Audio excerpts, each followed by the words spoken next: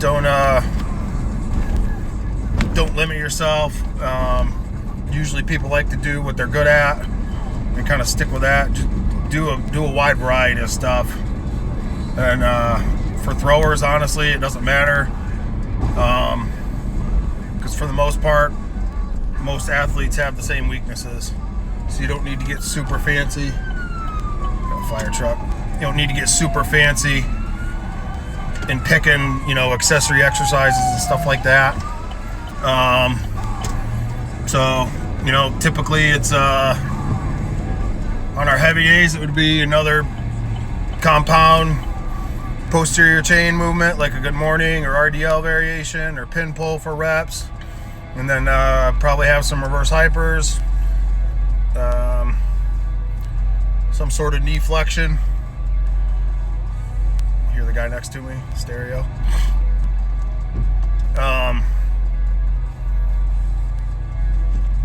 Just vary it and challenge your athletes as they get to be better lifters. Advance the training more. Don't worry so much about what their sport is, unless you're trying to look out for back health or shoulder health or things like that. But when you're programming for your athletes, program to the level of lifter that they are, and then as they get to be stronger and a better lifter, the athletic stuff will take care of itself.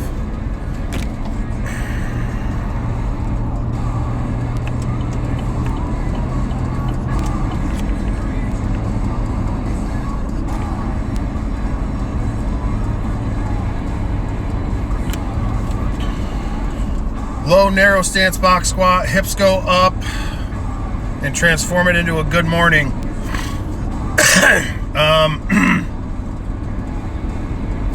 Could be a technique issue. You could be pushing with your legs first when you should be driving your shoulders into the bar to stand up off the box. So it could be like a timing thing. Could be upper back weakness. Could be low back weakness. But if we're just talking weaknesses, it's probably like a mid to upper back weakness, which you'll see when you actually get to max weights. But if you can kind of practice that driving your shoulders into the bar first instead of pressing with your legs like most people do when they squat, you'll fix a lot of that, and then you won't see that breakdown until you're actually getting really heavy. So I'm guessing a lot of it's just technique you can work on. But at some point, it's going to turn into that anyways, because it's low box and it's fucking hard. So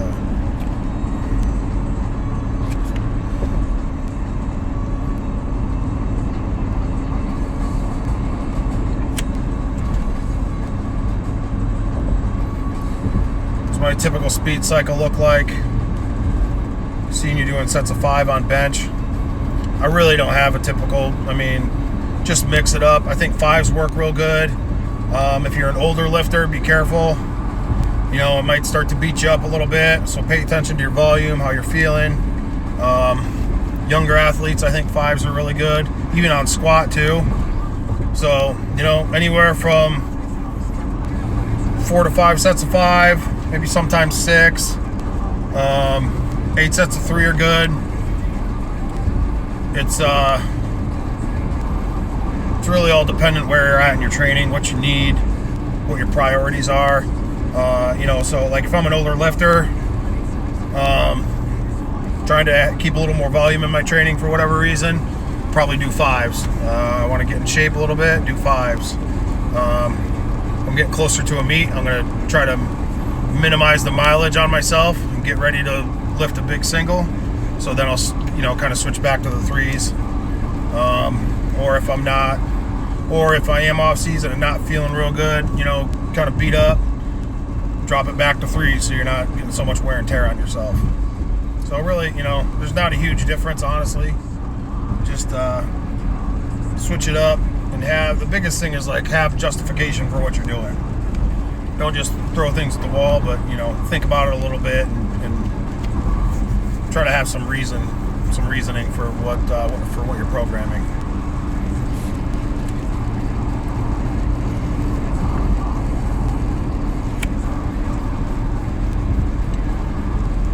Also, favorite accommodating resistance to to use for speed, bands.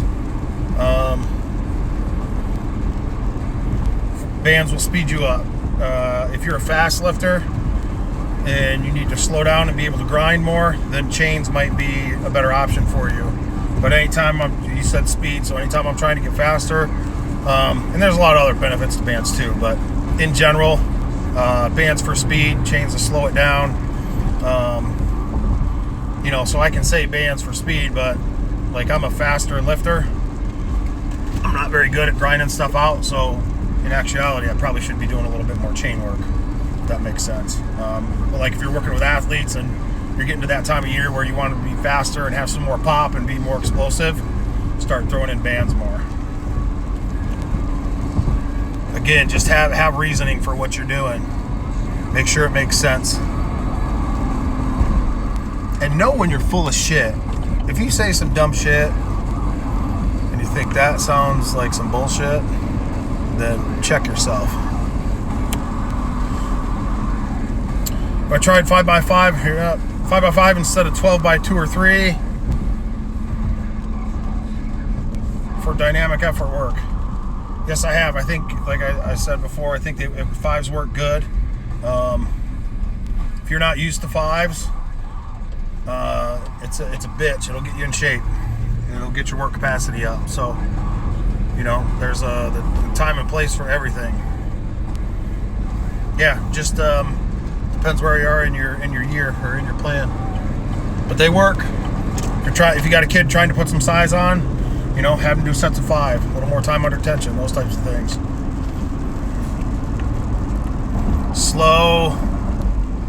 Slow your eccentrics down on your speed work sometimes.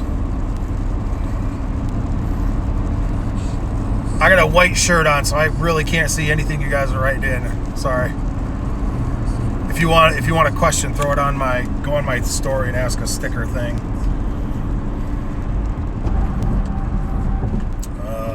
Do I know where I can get the landmine belt squat attachment on the? I do not. I'm sorry. I don't think they have those in stock. Those are kind of manufactured as the orders come in, so it would have to ship from the U.S. and it would probably be pretty rough to pay for shipping. I'm guessing to the U.K. Or overseas. They're you can get the unit with the belt. It's $199. I don't know why you wouldn't buy the belt with it. Yeah, without the belt is $139. But if you just buy the belt, you know you have the right belt that fits it, and you ain't got to fuck around with, you know, trying to find the right size belt for it. So, yeah, they're about $200 plus shipping. COVID squats. Put your mask on. And bury them. Ass to grass. Forearm training. Favorite way to blow those suckers up? You're asking the wrong dude. I don't train forearms hardly at all. That's probably why I fucking drop a bunch of deadlifts. So yeah, for me, anything really is, you know, like I've been doing them, not a lot, but I've been doing a fair amount of single arm carries after my training for a little bit of conditioning and a little bit of grip work. So really anything I do, grip work is going to blow me up.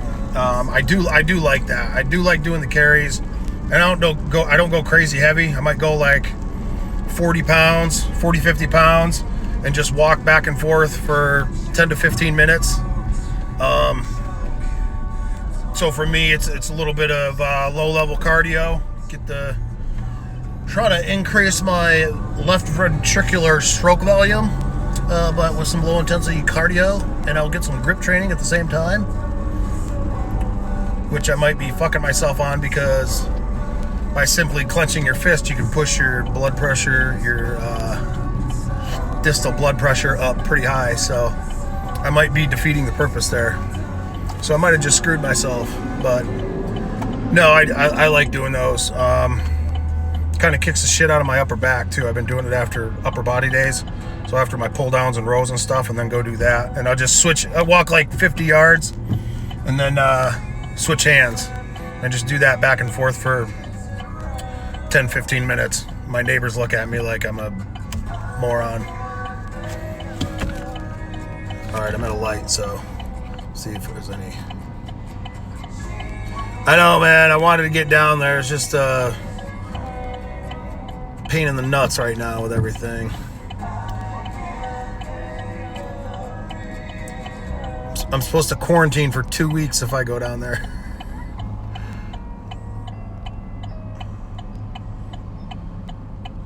Would you hit speed bench after a heavy overhead press strength tier? No, I would do the speed first and then the heavy work. Start with your explosive stuff first. If you're gonna mix those two up in the same day. In general, I don't know exactly what your training priority is or what exactly you're trying to do, but I would say in general, do the explosive stuff and then your heavy stuff.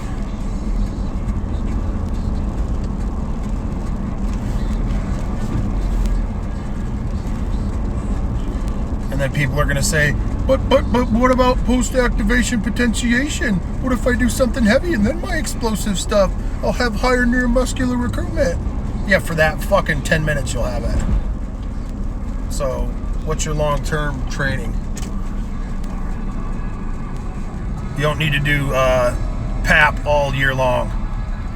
Do it when you need it the most. Otherwise, it's going to lose its training effect. That's why you don't see powerlifters doing circa max phase all year long.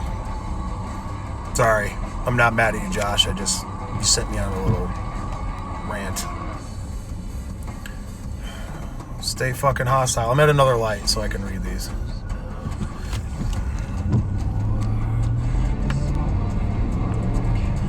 Does that shirt come in a 3XL? No. Not this one, on this skinny fucker.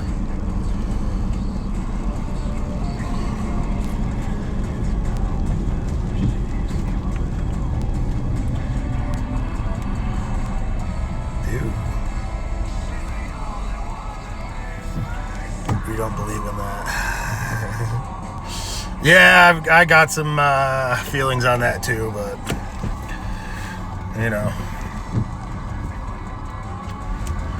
You guys got any more questions? I'm almost to my destination.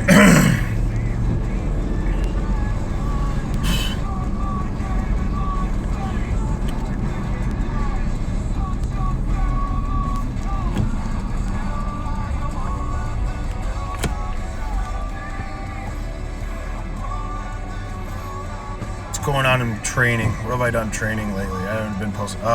Something I did the other day that really seemed to help my shoulders feel better. I had a 4XL slingshot laying around that I haven't used for anything, and I was like, oh, like my shoulders and pecs have been feeling terrible. I have 3 models. What should I do? Get strong, hurt feelings. Make mutants. So I was like, oh, I'll throw this on and do my bench workout, my fucking garage bench workout, and I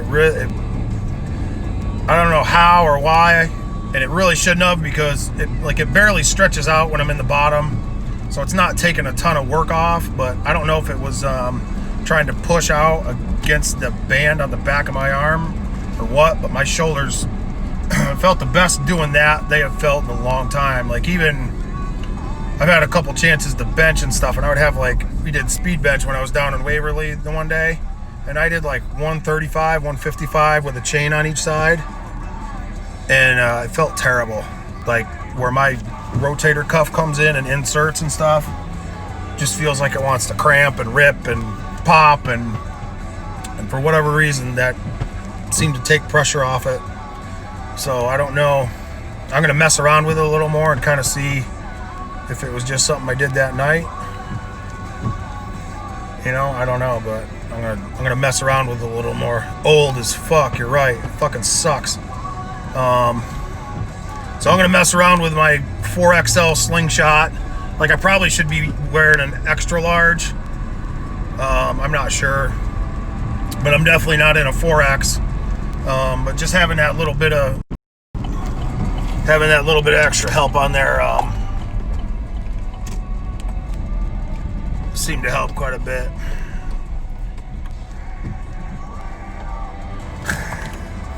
Fuck.